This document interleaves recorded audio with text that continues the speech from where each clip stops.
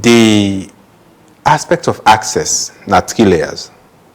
The first, now the fact that we service providers them, like Engineer Bars and the others, don't they do extremely very well. But it still suggests, say, we still get more for do, especially when it comes to making sure that we reach everybody, regardless of identity. In what way? How do we work this maths? The more we then get to do. The more we don't say the challenges are huge. Yes. And so working this forward, I feel say, one, we need for re-engineer the water supply system. In what way? We operate an aging infrastructure.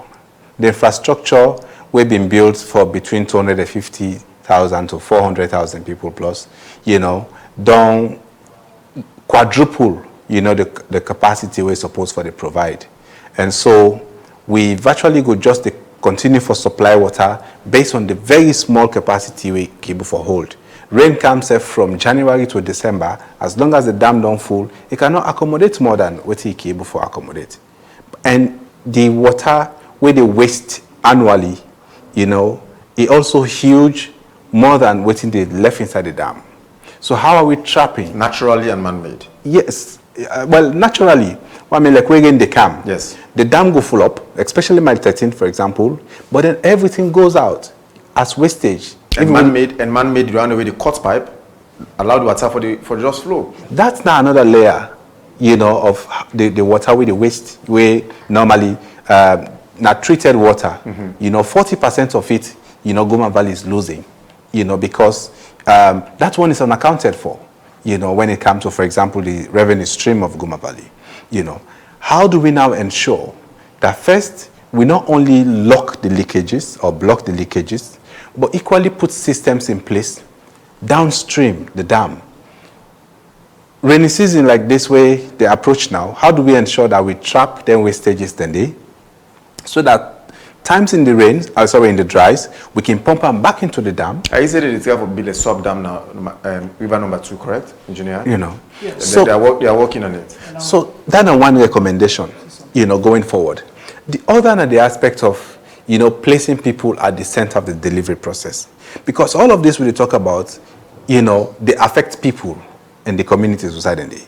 Of course, the girl child, the woman them, especially the one that we get the responsibility of bring water in our house. But people don't want to pay for the service. Yes, it is true. And they don't want to pay for the service now. The cut pipe, then the abu and street pump. The street staffs don't operate anymore. Which is very true.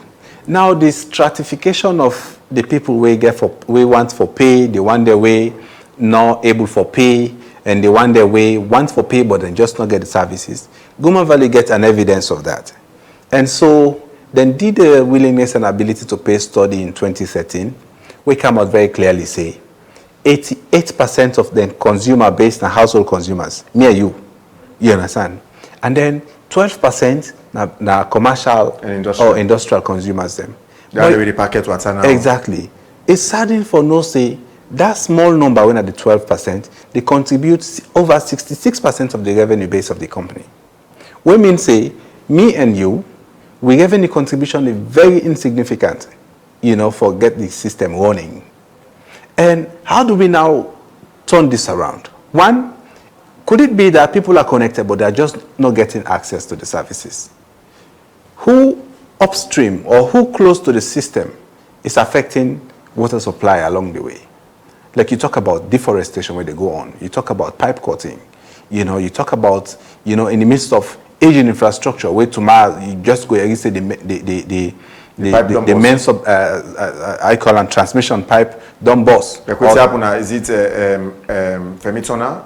Yes. Few days ago. Last year alone, Goma Valley put out...